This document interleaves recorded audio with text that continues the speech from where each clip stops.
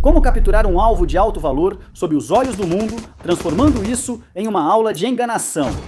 A CIA usou um prédio como isca e lotou o céu com 150 aviões para criar um escudo sônico ensurdecedor. Para os helicópteros deixarem as forças Delta, os F-35 iluminaram o perímetro, transformando a noite em dia. Quando a poeira baixou, os helicópteros já estavam no chão e Maduro havia sumido. Vamos analisar como os Estados Unidos da América utilizam os caças F-35 e sua marinha em ataques em larga escala. Veja tudo no vídeo a seguir, à noite, com 2 navios atracados. Luzes se apagaram em Caracas às 5 horas, o presidente da Venezuela sumiu. Mas como os Estados Unidos da América jogaram jogos de engano, enquanto o mundo inteiro estava focado nos porta-aviões no Caribe, uma guerra nas sombras estava sendo travada em terra firme. Não foi invasão, e sim extração cirúrgica. Agora temos a linha do tempo desclassificada da invasão dos Estados Unidos da América ao centro de Caracas e extração de Nicolás Maduro. Vamos começar pela preparação, que não ocorreu de um dia para o outro. Por meses, os Estados Unidos da América reforçaram a quarentena naval na Venezuela. Os grupos de ataque do porta-aviões Gerald R. Ford e anfíbio Iwo Jima dos Estados Unidos da América estavam posicionados na costa. O pretexto era claro: os Estados Unidos da América classificaram o governo venezuelano como Estado narcoterrorista, mirando líderes do tráfico. Enquanto a marinha pressionava a costa, a inteligência rastreava um homem. Eles esperaram por uma janela específica, um momento em que Maduro estivesse parado e vulnerável. Passo 2, o ataque. Teve início às 2 da manhã, horário padrão da Venezuela. Acima, caças F-35 rompem as linhas inimigas e desestabilizam defesas antiaéreas, como os mísseis russos S-300 em torno do alvo estratégico. Com os céus limpos, o caminho se abre para que os helicópteros da Força Delta voem diretamente em direção à missão. Aqui começa a enganação. Enquanto helicópteros voavam, caças atacaram o Forte Tuna, principal base militar e centro de comando, além de Los Angeles, base aérea de Karlova, prejudicando o apoio aéreo venezuelano. Relatórios do solo descreveram explosões generalizadas e um súbito apagão nas comunicações. O caos não era o objetivo, era a cobertura. Mas como a invasão aconteceu? Temos que olhar para o passo 3. Sob a escuridão e o caos, operadores de nível 1 agiram. Mas qual é exatamente a unidade encarregada da missão? É a Força Delta, uma das unidades de forças especiais mais elitizadas e secretas das Forças Armadas dos Estados Unidos da América. Testemunhas em Caracas relataram aeronaves voando muito baixo, quase tocando os telhados e abaixo do radar. A equipe entrou em um complexo seguro que pensavam ser uma casa de segurança no grande Forte Tuna. A guarda presidencial venezuelana resistiu rapidamente, mas foi inútil. Com o apoio dos helicópteros, os operadores agiam rapidamente e aterrissavam em vários pontos. Mas como ocorreram a captura e a extração? Para isso, vamos olhar para o passo 4. Helicópteros especializados pairaram sobre o alvo para inserir a equipe. Com fogo de supressão de helicópteros de ataque, as forças especiais Delta desceram e buscaram os alvos de alto valor. Como eles o encontraram? Simples. A CIA infiltrou um espião no círculo próximo de Nicolás Maduro, enquanto a Força Delta dos Estados Unidos da América fez uma réplica exata de seu esconderijo. Treinavam a invasão até realizá-la de olhos vendados, com operadores entrando nos cômodos rapidamente. A segurança dele nem conseguiu reagir à situação, pois o som das granadas de luz desorientou o guarda. Usando maçarico, eles o pegaram antes que ele pudesse trancar todas as portas. O choque paralisou Maduro. Quando a Força Delta entrou, Nicolás Maduro e Cilia Flores foram detidos. Isso não estava em negociação. Eles foram detidos imediatamente levados para o ponto de extração. Essas aeronaves podem extrair pessoas de prédios urbanos e reabastecer em voo.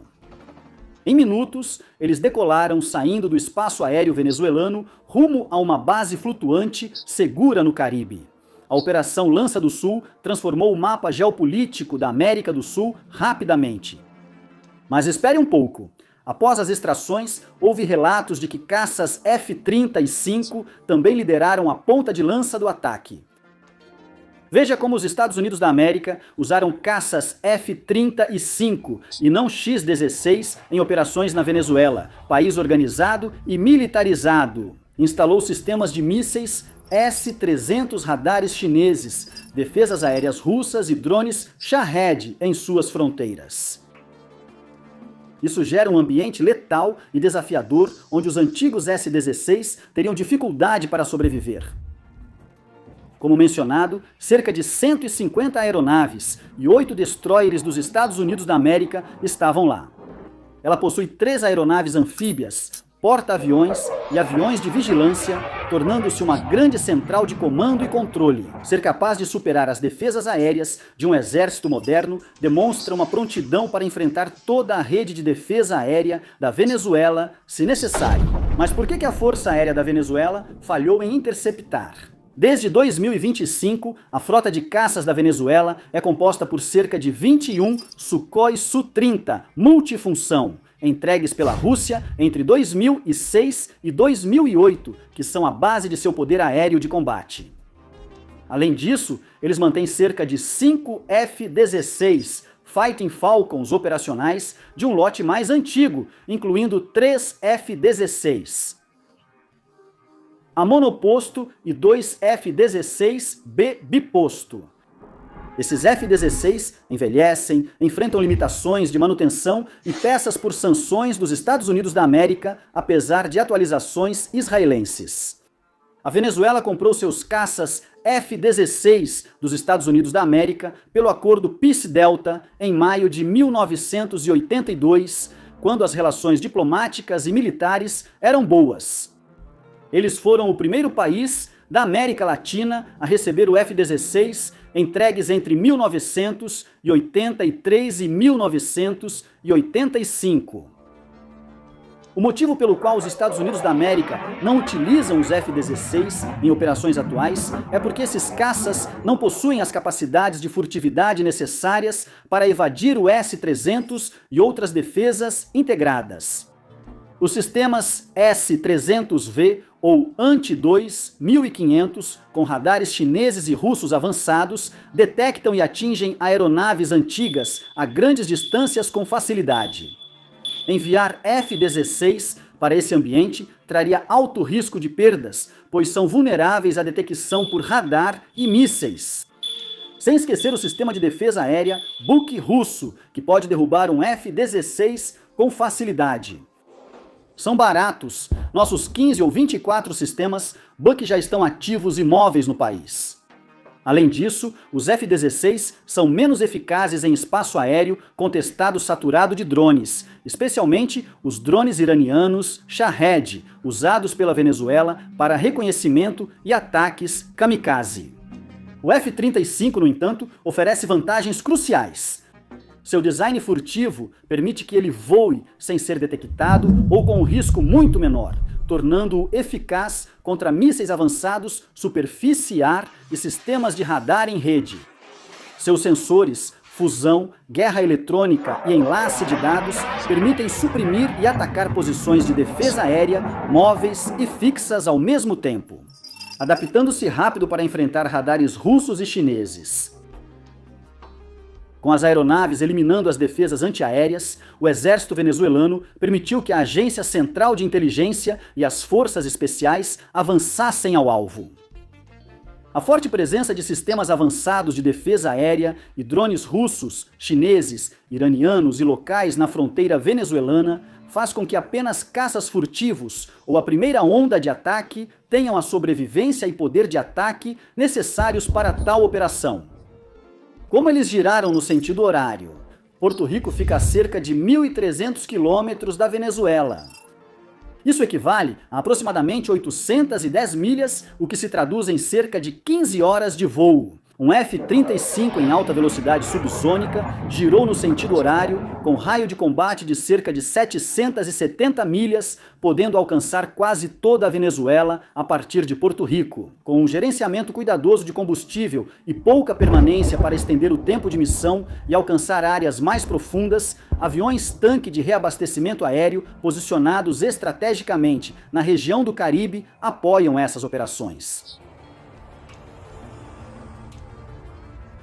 em situações que exigem ataques em questão de minutos. Navios de assalto anfíbio dos Estados Unidos da América equipados com F-35Bs podem lançar jatos rapidamente a partir desses navios posicionados no Caribe. F-35Bs conseguem atingir alvos venezuelanos em 10 a 15 minutos, conforme velocidade e rota. Os alvos costumam ser narcotraficantes, redes, defesas aéreas, centros de comando e instalações de drones, permitindo ataques flexíveis do mar contra a infraestrutura militar e criminosa da Venezuela. O envio do F-35 pelos Estados Unidos da América perto da Venezuela muda as capacidades militares locais. Ele une furtividade, sensores avançados, guerra eletrônica e operações em rede para superar defesas aéreas e manter superioridade e ataque rápido a vários alvos. Na Venezuela, isso reflete uma estratégia que vai além do combate ao narcotráfico para dissuadir e, se necessário, combater de forma decisiva a ameaça militar venezuelana. Analisamos a fundo os componentes marítimos, aéreos e terrestres da tríade nuclear.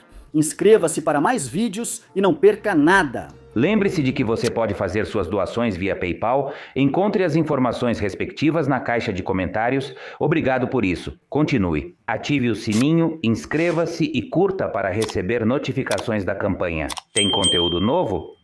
Obrigado!